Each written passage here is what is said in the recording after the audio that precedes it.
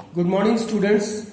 Today I am going to solve the questions of exercise 5.2, and the question number 1 of exercise 5.2 is fill in the blanks. So A part is the number of times a particular entry occurs in a set of data is known as its.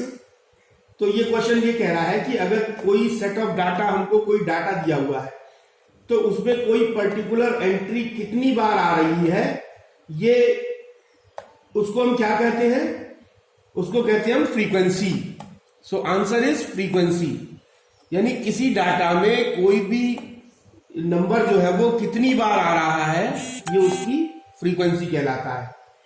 And the B part is the mid value of a class interval is called its. इसका मतलब है कि जो class interval कोई दिया हुआ है, मान लिया 0 to 10 क्लास इंटरवल है, तो उसका जो मिड वैल्यू है वो कहलाता है क्लास मार्क. अगर हम उसकी मिड वैल्यू निकालें कि lower limit plus upper limit divided by 2 is equal to 5, तो अगर 0 और 10 की जो क्लास मार्क होगा वो आएगा 5.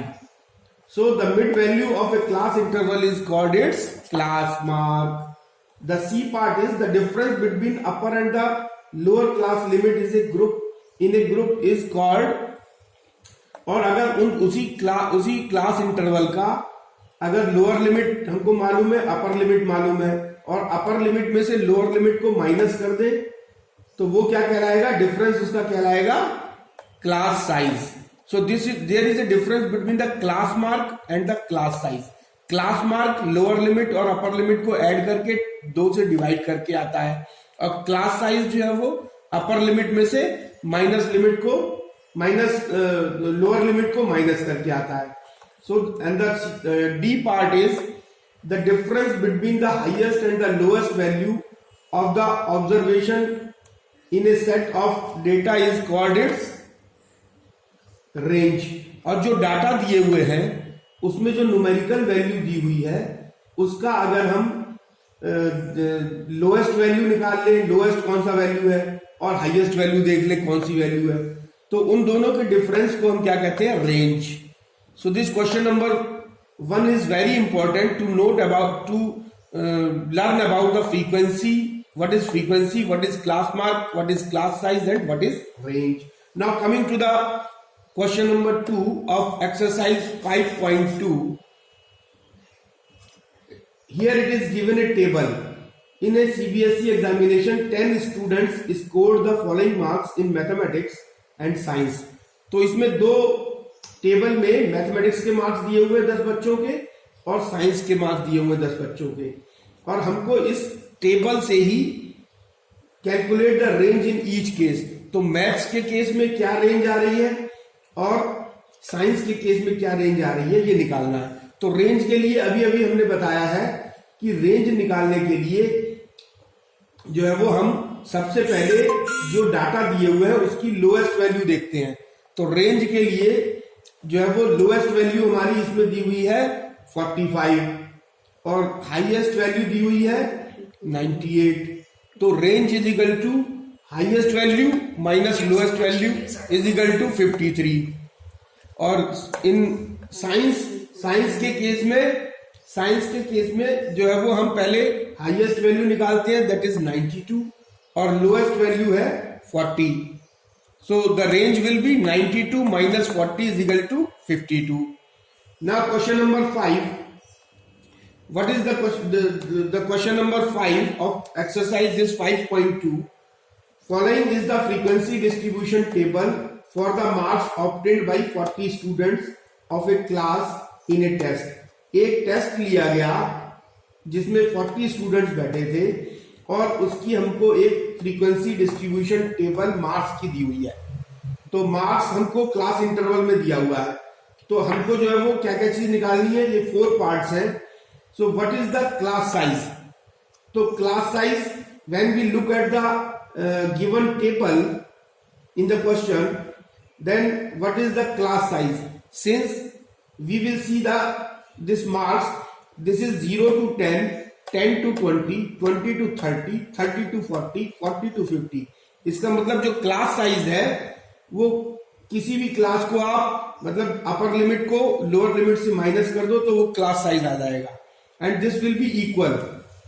10 to 20 means 10, 0 to 10 means 10 minus 0 is equal to 10, 30 minus 20 is equal to 10, 40 minus 30. So the class size is 10. What is the lower limit of the interval whose frequency is 6? तो इसको हमको अगर हम table को देखेंगे तो जिसकी फ्रीक्वेंसी 6 दी हुई है उसकी जो लोअर लिमिट है वो 0 है. 0 है और एक और दी हुई है फ्रीक्वेंसी, उसकी लोअर लिमिट 30 है. So the answer of the B part is 0 and 30. Now the C part is what is the class mark of class 20 to 30.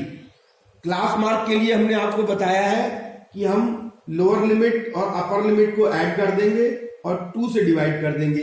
तो 20 और 30 का क्लास मार्क निकालना है. So then we will add 20 plus 30 divided by 2. This will be equal to 50 by 2 and this is equal to 25. And the D part of this question is how many students obtained marks more than और equal to 30. तो ऐसे कितने students हैं जिन्होंने marks हमको 30 से ज्यादा जो है वो प्राप्त किए. तो if we look at the given table then we will observe that the class 30 to 40. तो 30 to 40 में भी जो है वो 30 से ज्यादा मार्क्स वाले बच्चे हैं एंड वो स्टूडेंट्स है 6 एंड 40 to 50. और in the class interval 40 to 50 there are students who got the marks more than or equal to 30 and these are the 12. So the number of students obtained marks more than or equal to, then we will add this 6 plus 12 and that will be 18.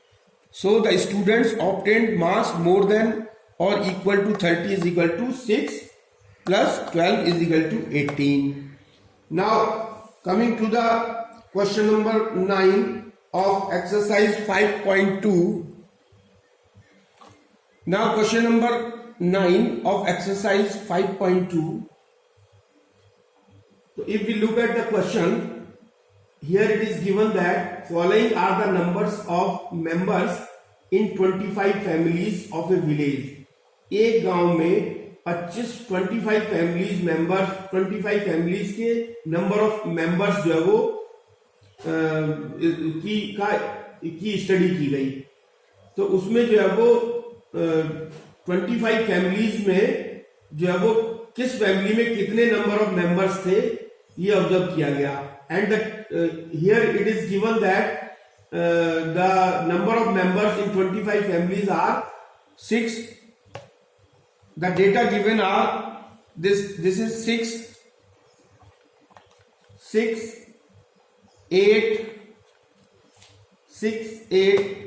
7, 6, 5, 3, 2, 5, 6, 8, 7, 4, 3, 6, 7, 5, 4, 3, 2, 5. So these are the 25 families having these numbers, these number of members. तो जो पहली family में 6 members थे, दूसरी में 8 थे, तीसरी में 7 थे, और फोर्थ में 7 थे, फिफ्थ फैमिली के पास जो है वो 6 मेंबर्स थे. So these are the number of members in the 25 families. So these are the 25 observations, means 25 families, and these are the number of members in the families. Now we have to prepare a frequency distribution table for the data using class interval 0 to 2. Now we have to prepare a frequency distribution table. And here it is given that class interval should be 0 to 2 or 2 to 4 etc. तो हमको जो class interval इसमें दिया हुआ है कि हमको 0 to 2, 2 to 4 इस टाइप से क्लास इंटरवल हमको इसका लेना है. Now we will prepare the frequency distribution table for the given data. So now we will prepare a table like this. Here we will, in first column we will write class interval, in second column we will write the tally marks, and in the third column we will write the frequency as shown in the table. And we will observe that the maximum number of family members are 8. So we will take the class interval as 0 to 2, 2 to 4, 4 to 6, 6 to 8 and 8 to 10. तो 8 to 10 तक हमको class लेनी है, क्योंकि class interval लेना है, क्योंकि 8 भी हमारा इसमें इंक्लूड हो जाएगा. Now we will start from 0 to 2. So we will see that 0 to 2 के अंदर जो है वो कितने फैमिली मेंबर्स जो है वो हमारे नंबर ऑफ फैमिली मेंबर्स आ रहे हैं, क्योंकि 2 को जो है वो हमको इस क्लास में नहीं लेना है. ये मैंने आपको अभी पिछले एपिसोड में बता दिया है कि अगर जो मैक्सिमम लिमिट होती है वो उससे ऊपर वाली क्लास में लेते हैं. जो 2 अगर आएगा इसमें खाली 0 और 1 वाले लेंगे. तो 0 और 1 के कितने हैं? 0 और 1 के कोई नहीं है, तो ये हो गया nil, और you may call it tally mark nil. This is nil. And 2 to 4 it is, we will count that 2 to 4 जिसमें 2 भी आ रहा है और 3 भी आ रहा है, क्योंकि 4 को हम इससे आगे वाली क्लास में लेंगे. तो 2 और 4 जो है वो हमारे 6 आ रहे हैं इसमें. You count it will be 6.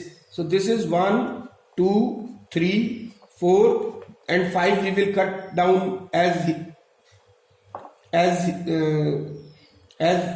here. So this will be 6. So now the frequency will be 6. So we will write over here 6. Now in between 4 to 6 there are 4 to 6, इसमें 4 वाला लेना है और 5 वाला लेना है, क्योंकि 6 वाला जो है वो हमको अपर क्लास में लेना है 6 to 8 में. तो these are the 6. So 1, 2, 3, 4, 5, 6. So this is 6. Now in 6 to 8 there are 11 families. 6 to 8 जिनके फैमिली मेंबर्स हैं उसमें 11 फैमिलीज हैं ऐसे. and we will not include this 8 because 8 will be included in the upper class, that is 8 to 10. So these are the 11 members, 11 families. 1, 2, 3, 4, 5, then 1, 2, 3, 4, 5, and this is, so we will write over here as 11. Now 8 to 10 में 8 include होगा और 9 include होगा. तो 8 to 10 में जो number of जो है वो मेंबर्स हैं वो है 2. 2 फैमिलीज में, so we will write over here as 2 and we will count this should be total 25, क्योंकि 25 फैमिलीज हमारी हैं जिनका हमने ऑब्जर्वेशन किया है. so this should be 25. तो 6, 6, 12 and 11, 23 and 2, 25. so this is the frequency distribution table for the given data. So now the next topic is the histogram. We have already learned in previous video lecture episode number 2 about how to represent the given data using bar graph graphically. अभी हमने bar graph किस तरीके से बनाया जाता है ये अभी इससे पिछले एपिसोड में पढ़ा था. Now in this episode we will learn about the histogram. This is also a graphical representation of the data, but there is a difference in the bar graph and the histogram. Bar graph में data जो है वो data given in the ungrouped form, and in histogram the data given in the grouped form. यानी bar graph में जो भी data हमको question में दिए होते हैं वो अनग्रुप्ड होते हैं, ग्रुप में नहीं होते हैं, ग्रुप में नहीं देते, और बी में से क्लास इंटरवल नहीं होता 0 to 10, 10 to 20, they are ungrouped. And histogram, जब हिस्टोग्राम के केस में डेटा जो दिए होते हैं वो हमारे ग्रुप्ड फॉर्म में दिए होते हैं. And now there is another method to represent the grouped data or grouped frequency distribution graphically. This type of graphical representation is known as histogram. और histo means area. histo का मतलब होता है area.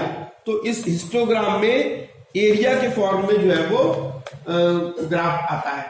Now a histogram is a graphical representation of continuous मतलब grouped frequency distribution.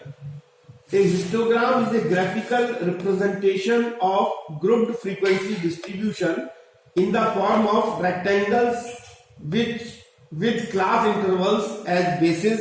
इसमें class interval जो होती है, जो ग्रुप दिया हुआ आता है क्लास इंटरवल का, उसको हम हॉरिजॉन्टल एक्सिस पे यानी एक्स एक्सिस पे लेते हैं, और द करस्पॉन्डिंग फ्रीक्वेंसीज जो है वो हम वाई एक्सिस पे लेते हैं.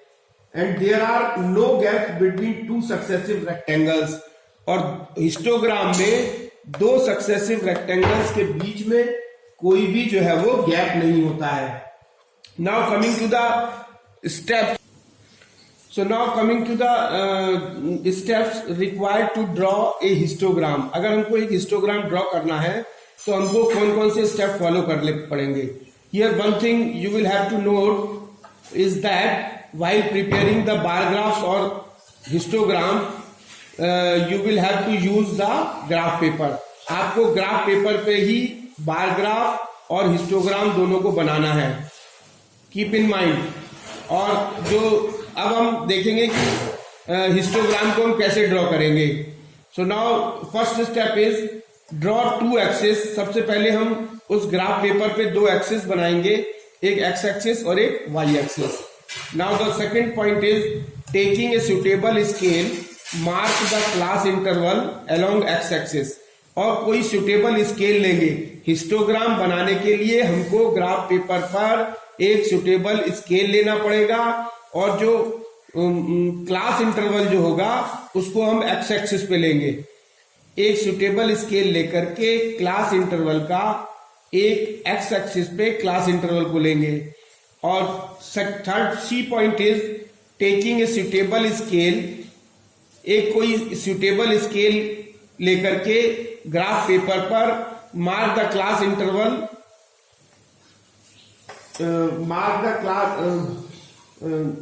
mark the corresponding frequencies. Sorry, here it is corresponding frequencies. Mark the corresponding frequencies.